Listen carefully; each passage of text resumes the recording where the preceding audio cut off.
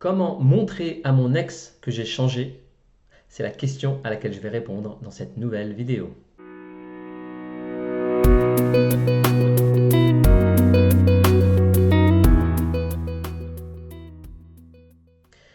Comment montrer à mon ex que j'ai changé? C'est une question d'un lecteur qui s'appelle Carlos. Carlos a eu une relation qui était assez longue avec une femme et dans cette relation, il avait un comportement, on va dire, destructeur, comme il le dit. Beaucoup de colère, mais aussi beaucoup de jalousie. Sa compagne l'a donc quitté parce qu'il ne changeait pas, parce qu'il avait un comportement destructeur dans cette relation. Carlos indique qu'il a commencé à changer, qu'il s'est mis à la méditation, au yoga, qu'il fait des efforts sur lui, un travail sur lui personnel. Et il dit donc comment montrer à mon ex que j'ai changé. Ce qui me paraît important, tout d'abord, avant de se poser la question comment montrer à mon ex que j'ai changé, c'est de vous poser avec sincérité la question est-ce que j'ai vraiment changé? Je sais que c'est une question que vous n'avez pas forcément envie de vous poser, mais il est important de vous la poser pour une simple et bonne raison. Lorsque l'on a un comportement négatif en relation, de la jalousie, de la dépendance affective, où on étouffe notre partenaire, où on a un comportement colérique qui a provoqué du coup la rupture, il est important de faire un travail sur soi, effectivement, comme l'a entrepris Carlos, mais d'être certain d'avoir fait ce travail de manière efficace avant de revenir. Parce que si Carlos, aujourd'hui, revient avec elle, si elle lui donne une nouvelle chance à leur histoire, et qu'il reproduit les mêmes erreurs que dans le passé, les mêmes comportements, c'est-à-dire s'il n'a pas vraiment changé, que va-t-il se passer? Elle va rompre à nouveau, ce sera encore plus dans la douleur, parce que ce sera la deuxième rupture pour la même cause, à cause du même problème qui n'a pas été résolu, et elle va perdre confiance en Carlos. Souvent, lorsque vous en êtes à la première rupture de votre relation, vous avez envie de revenir le plus vite possible. Mais souvent, dans les grosses histoires, avec beaucoup de sentiments, il n'y a pas qu'une rupture. Très souvent, il y a une rupture et la personne revient. Revient parce qu'elle a des sentiments, parce qu'elle pense que l'autre peut changer, parce qu'elle regrette peut-être d'être partie, malgré les problèmes. Parfois, on revient alors qu'on sait qu'il y a des problèmes. Et elle va revenir, cette personne. Bien entendu, quand un ex revient dans une situation où il y avait des problèmes, cet ex s'attend à ce qu'il y ait des changements. Cet ex se dit, j'ai souffert dans cette relation, mais je vais essayer de lui donner une nouvelle chance. J'ai foi dans son changement, j'ai confiance, j'espère qu'il va changer. Il me dit qu'il va changer, j'espère qu'on va repartir sur de nouvelles bases. C'est ça que se dit votre ex. Mettez-vous à sa place. Souvent, on ne se met pas à la place de notre ex. On pense qu'à nous. On a une approche égoïste. Ça se comprend, hein. On pense à nous avant tout. Mais on ne comprend pas ce que veut notre ex. Si votre ex elle a souffert de votre comportement et qu'elle revient avec vous, si vous ne changez pas, sa confiance va s'amoindrir. Elle va revenir, elle va vous donner une chance, elle va peut-être vous donner une deuxième chance, peut-être une troisième chance, mais il y a un moment donné dans la relation, elle vous en donnera aucune, plus aucune. C'est une sorte de capital chance, d'accord, ou de capital confiance. N'ayez pas peur parce que c'est votre première rupture avec cette personne, si c'est le cas. Ayez peur si c'est votre deuxième ou troisième rupture sur la même cause, sur le même problème que vous n'avez toujours pas résolu. Là, oui, vous devez vous prendre en main. Revenir pour revenir sans avoir résolu la cause de la rupture, ça ne sert à rien. Donc, la première question à vous poser, c'est est-ce que j'ai vraiment changé ou est-ce que j'essaie de revenir trop vite et que je n'ai pas vraiment changé et que je vais foutre en l'air cette relation, je vais la gâcher une nouvelle fois, je vais faire souffrir ma partenaire et quelque part, je vais en souffrir parce que là, Carlos, il a un comportement destructeur, il fait souffrir sa partenaire, mais lui aussi, il souffre. Parce que sa colère, il ne la contrôle pas. Parce que sa jalousie, il ne la contrôle pas. Il est peut-être coupable, on va dire, ou à la cause de cette rupture, mais les deux souffrent, les deux partenaires souffrent. Donc à quoi bon revenir si c'est pour que vous souffriez tous les deux? À quoi ça sert? Il ne faut pas prendre le prétexte de l'amour pour essayer d'insister dans une relation qui ne fonctionne pas. S'il y a un travail qui doit être fait, ce travail doit être fait sérieusement. Et il faut prendre le temps, il faut prendre plusieurs mois. Un changement, ce n'est pas une semaine, 2 semaines, 3 semaines sur de la jalousie, sur de la colère, sur de la dépendance affective. Ça prend du temps. Alors oui, vous n'allez pas prendre 2 ans avant de revenir, bien entendu. Mais prenez au moins quelques mois. Prenez au moins quelques mois, 3 mois, 4 mois, 5 mois, 6 mois avant de revenir. Vous devez vraiment sentir le changement au fond de vous-même. Et ne pas être focalisé sur votre ex, parce que oui, vous avez peur qu'elle parte, qu'elle ne revienne pas, oui, vous avez peur qu'elle vous oublie.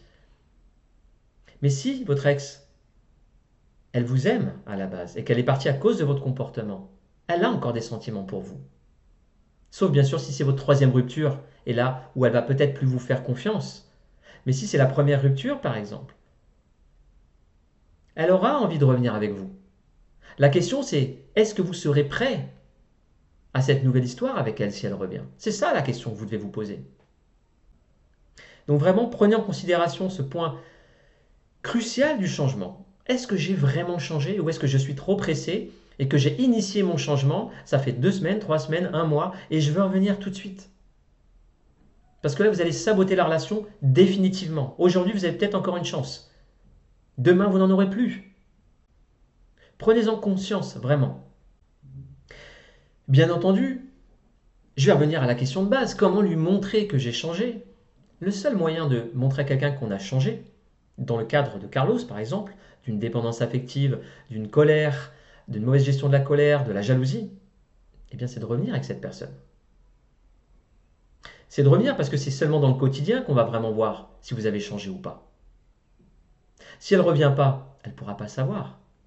Bien entendu, en vous fréquentant un peu, en vous côtoyant sans être avec vous, elle va pouvoir voir quand même si vous avez un peu changé ou pas. Elle le ressentira, notamment si vous aviez de la dépendance affective, si vous lui mettiez trop de pression, comme disait Carlos, je l'étouffais, si vous l'étouffiez, si lorsque vous essayez de revenir trop vite, d'ailleurs, quelque part, vous mettez un peu trop de pression, elle va se sentir étouffée de toute façon.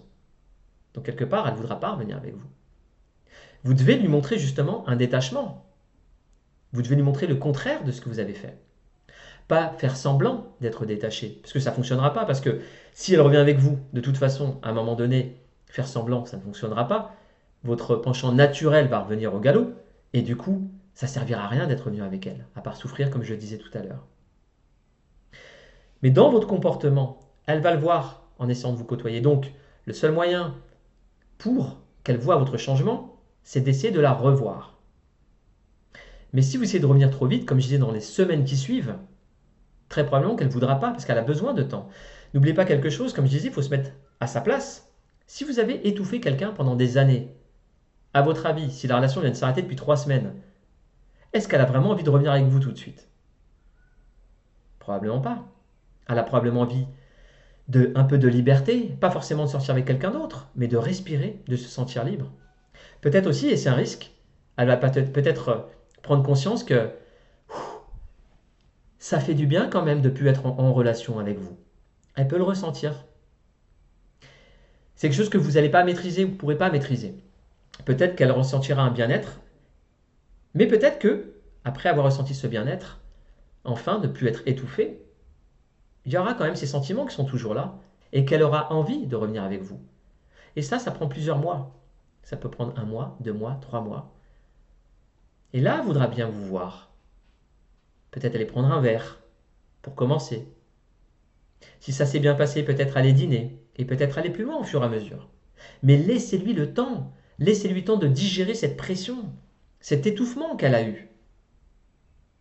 Comme je le disais tout à l'heure, mettez-vous à sa place. Ne pensez pas qu'à vous, est-ce que vous voulez. Mettez-vous à sa place. Elle a souffert de votre comportement. Laissez-la respirer. Laissez-lui de l'espace. N'insistez pas, surtout si vous êtes en dépendance, puisque la dépendance, c'est le besoin d'amour. On insiste à aller vers l'autre tout le temps. Le seul moyen de changer la dynamique de votre relation avec cet ex, c'est d'inverser votre comportement. Vous étiez dans le besoin, vous étiez dans la dépendance, vous étiez dans la jalousie, vous étiez oppressant. Changez complètement tout ça. Libérez-la, laissez-lui l'espace, laissez-la vivre. Ne lui mettez pas de pression. Prenez de ses nouvelles une fois toutes les 3 semaines, une fois par mois. Vraiment, il ne faut pas qu'elle vous sente présent comme quelqu'un qui est là à l'affût. Sinon, elle ressentira que vous n'avez pas changé, parce que vous êtes toujours présent, parce que vous êtes toujours oppressant auprès d'elle. Et donc, pour terminer, si vous devez la voir pour vous remettre avec elle et qu'elle vous donne une chance de voir que vous avez vraiment changé pendant la relation, il faut lui donner envie de revenir. Enfin, il faut lui donner au minimum envie de vous revoir. Comme je disais, c'est le temps qui va faire son travail. Le temps, tout seul, sans que vous fassiez rien, fait un travail pour vous, sans que vous le sachiez. Vous pensez qu'elle s'éloigne? Souvent, elle ne s'éloigne pas. Elle respire et elle peut revenir. D'accord? Elle peut faire le point. Il faut laisser ce temps.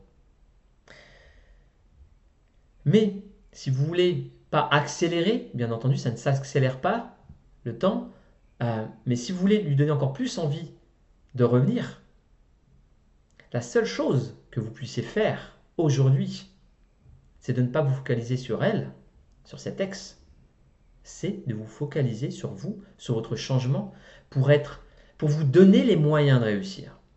Donnez-vous les moyens de réussir ce changement. Pourquoi? Parce que vous avez tout à y gagner. Non seulement ça va éviter que vous lui mettiez la pression, vous ne serez pas sur elle, vous laissez la liberté, de l'espace, c'est ce dont elle a besoin. Vous allez pouvoir maximiser votre réussite de changement en vous concentrant sur vous. Et la dernière chose, qui est la plus importante, c'est que même si elle ne revient pas avec vous, ce qui est possible, même si elle ne revient pas avec vous, vous aurez résolu un problème en vous qui vous empêchait de réussir vos histoires d'amour. Parce que vous savez très bien que le problème dans cette relation, c'était votre comportement. Si votre ex ne revient pas avec vous, que vous ne changez pas, que vous allez dans une nouvelle relation, et que vous êtes oppressant, que vous étouffez vos partenaires, vos futurs partenaires vous quitteront de la même manière que cet ex. Exactement de la même manière.